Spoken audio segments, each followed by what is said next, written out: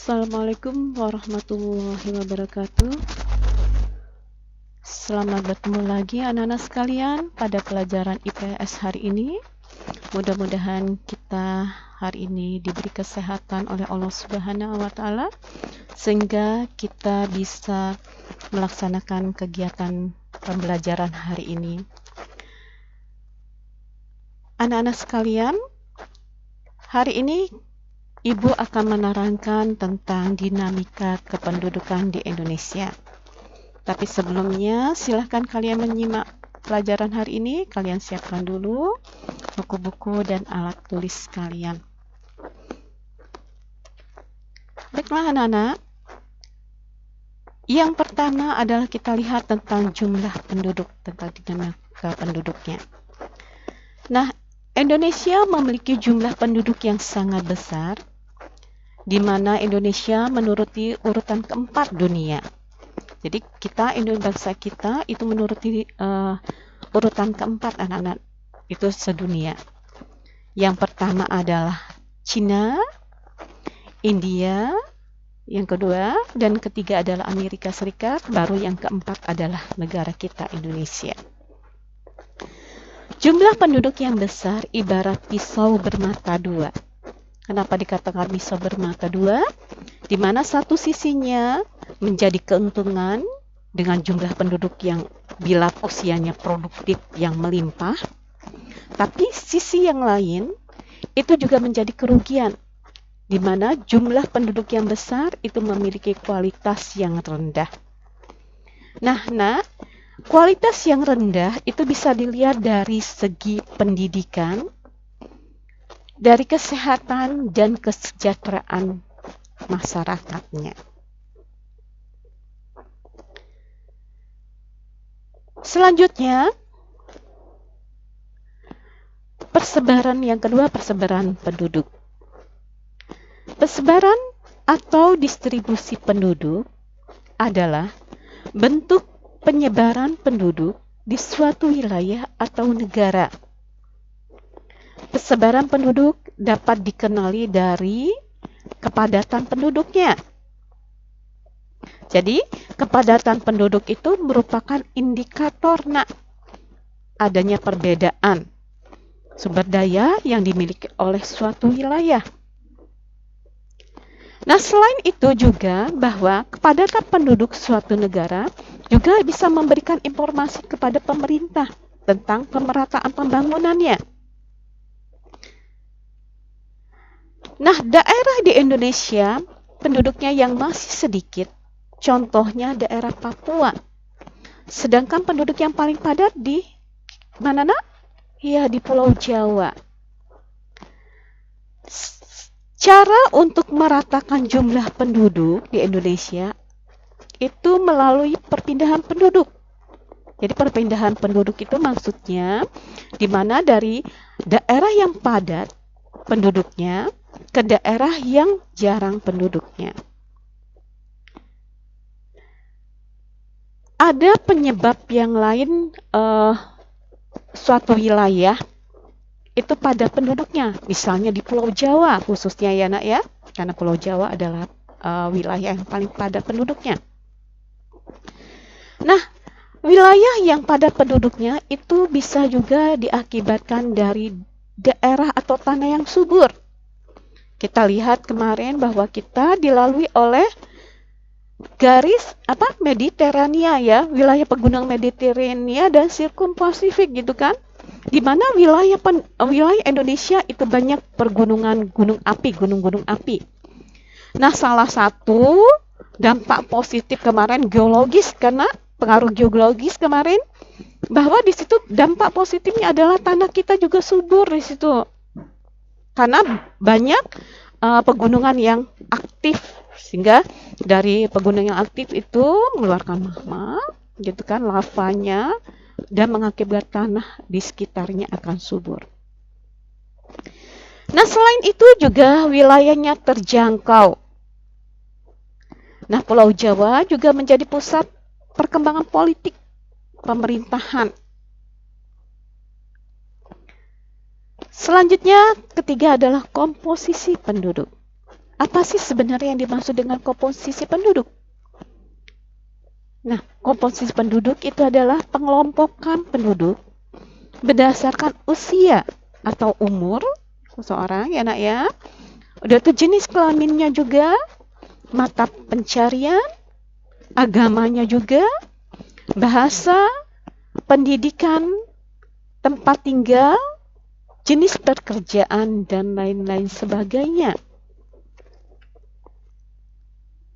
Nah, kita lihat sekarang komposisi penduduk itu dibagi menjadi komposisi penduduk berdasarkan usia. Nah, komposisi penduduk berdasarkan usia atau umur itu dapat dibuat dalam bentuk usia tunggal. Misalnya 0, jadi belum berusia, baru masih mungkin nomor usia 1, ini baru lahir kan ya. 1, 2, sampai 60 tahun atau lebih. Itu usia tunggal perorangan. Interval usia. Interval usia tertentu misalnya antara 0 sampai 5 tahun. Itu dikatakan usia balita. Nah, 6 tahun sampai 12 tahun, nah itu usia SD. Dan seterusnya. Selanjutnya berdasarkan usia produktif dan usia non-produktif. Di sini antara usia 0 tahun sampai 14 tahun di situ usia belum produktif. Jadi anak-anak masih bersekolah atau mencari pendidikan.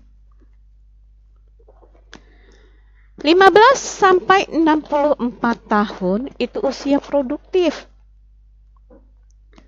Dan usia di atas 65, udah tua ini nak ya, itu dikatakan usia tidak produktif lagi. Jadi tidak bisa menghasilkan lagi, tidak bisa diandalkan dalam ya tenaga dan sebagainya juga kira. Apabila jumlah penduduk dengan usia di bawah 15 tahun dan usia di atas 65 tahun jumlahnya lebih besar, nah ini kan usia 15, di atas 15, bukan di atas 15, maksudnya di bawah 15 yang ini 0 sampai 14 tahun ini. Dan usia di atas 65, ini di atas 65 itu usia sama-sama tidak produktif gitu kan, yang sudah tidak produktif. Bila usia tidak produktif itu jumlahnya lebih besar dibandingkan usia produktif antara 15 sampai 64 tahun tadi itu usia produktif, itu bisa menyebabkan yang namanya jumlah penduduk usia produktif akan menanggung hidup seluruh penduduk usia tidak produktifnya. Jadi yang produktif, usia produktif pasti akan menanggung usia yang tidak produktif. Ini salah. Ya. Ini usia tidak produktif. Kita lanjutkan. Komposisi penduduk berdasarkan jenis kelamin sekarang. Komposisi penduduk berdasarkan jenis kelamin penting untuk mengetahui karena dapat digunakan dalam menghitung angka perhitungan atau seks rasio. Nah, perbandingan tersebut dapat digunakan untuk memperkirakan bentuk pemberdayaan penduduk sebagai sumber daya manusia, misalnya tentang pekerjaannya, tanggung jawabnya, pengembangan pendidikan, pelatihan yang sesuai dengan potensi dan kemampuan penduduk tersebut. Nah, keempat, pertumbuhan dan kualitas penduduk. Yang dimaksud dengan pertumbuhan dulu ya nak, yang kita lihat, pertumbuhan penduduk adalah keseimbangan dinamis antara kekuatan yang menambah, pertumbuhan kan maksudnya menambah, bertambahnya penduduk. Jadi kekuatan antara menambah dan kekuatan yang mengurangi jumlah penduduk. Faktor yang mempengaruhi pertumbuhan penduduk antara lain kelahiran. Kelahiran ini kan penambahan, kematian itu pengurangan, dan migrasi perpindahan penduduk itu juga penambahan. Di mana kalau wilayah yang didatangi itu akan menambah, dan migrasi itu yang pergi itu akan mengurangi. Kelahiran dan kematian disebut juga faktor alami.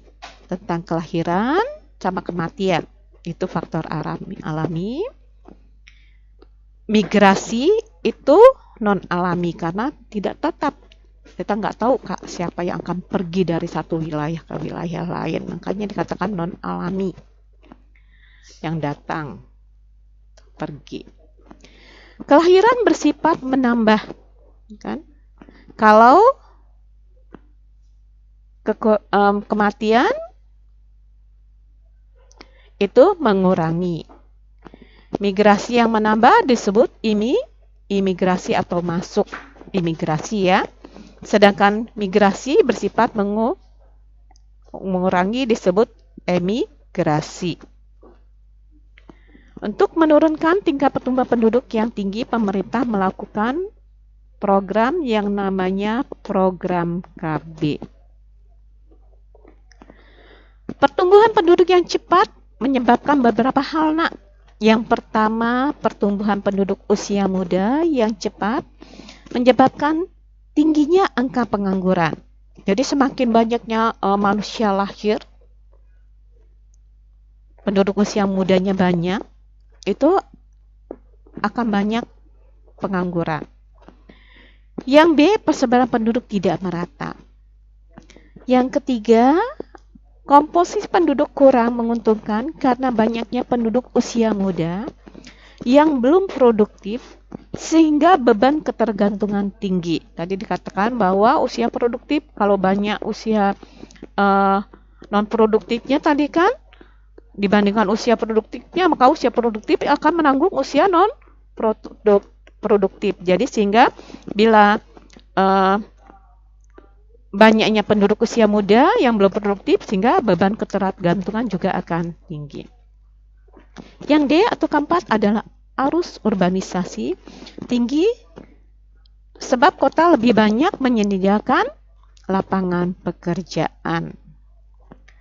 Yang E, menurunnya kualitas dan tingkat kesejahteraan penduduk. Masalah kualitas adalah masalah dalam kemampuan dalam sumber daya manusia.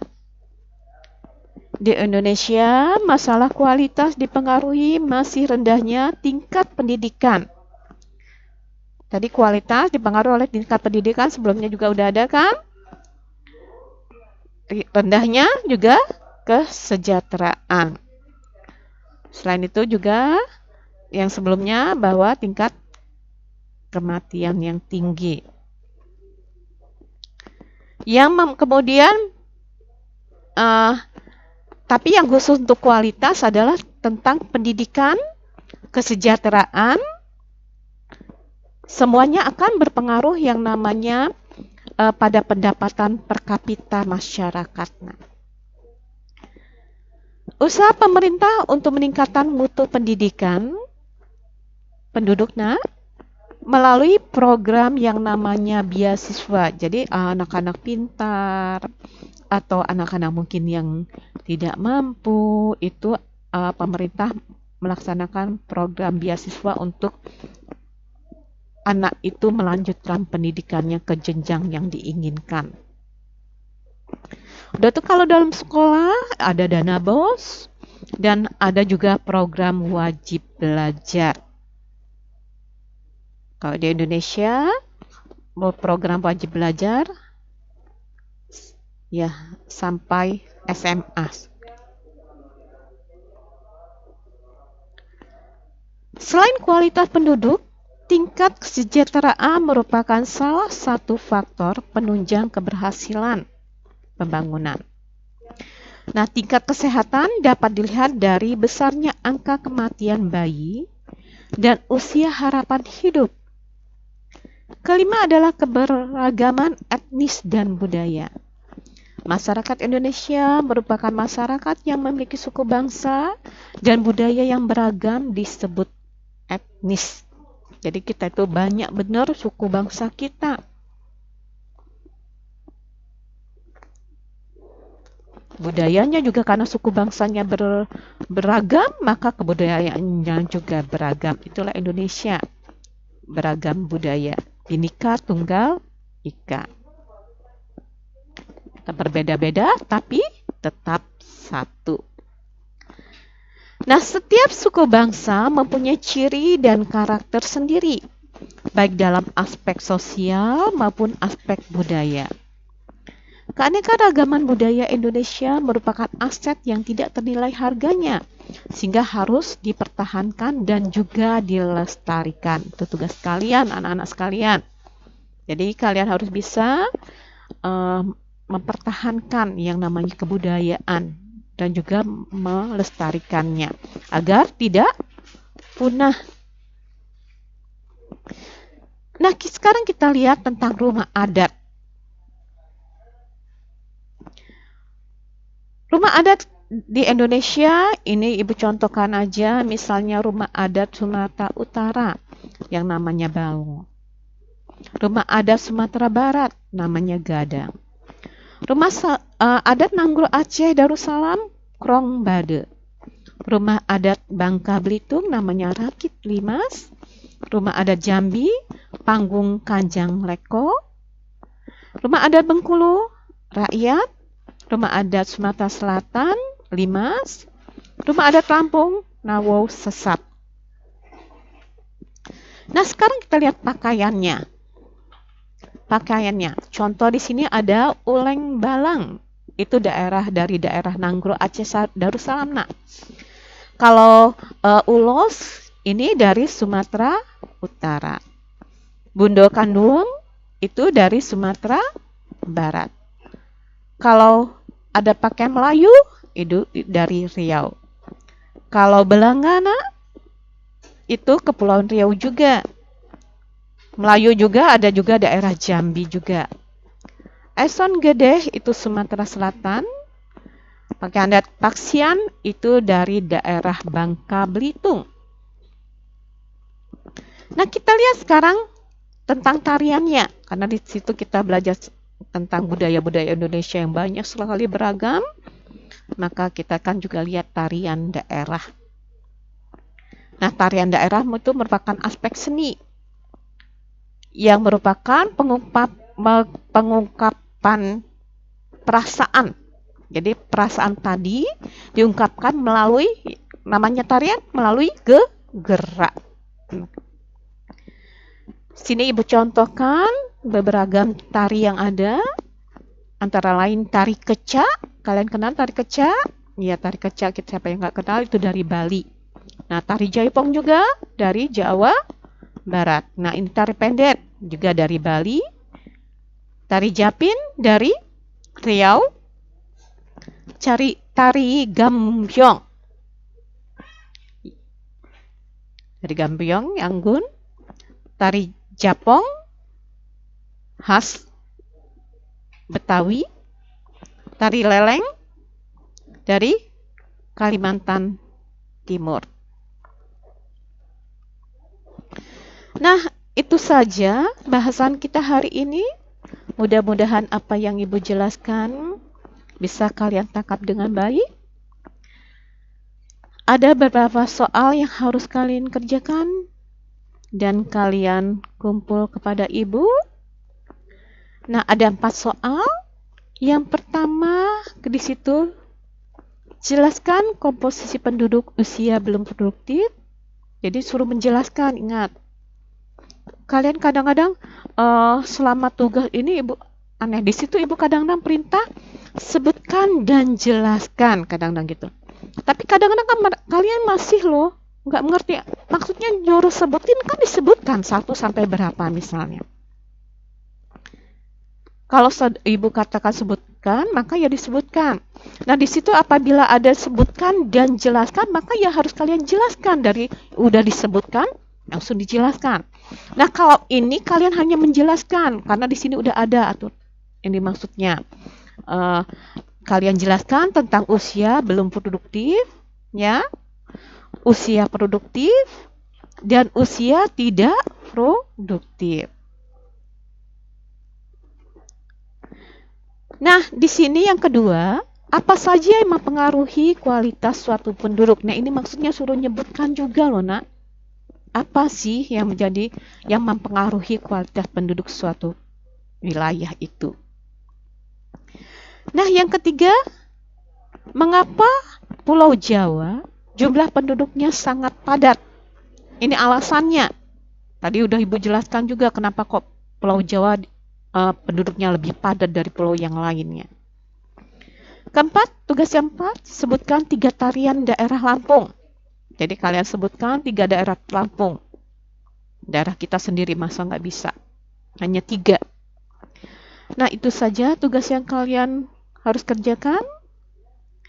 Mudah-mudahan kita selalu diberi kesehatan.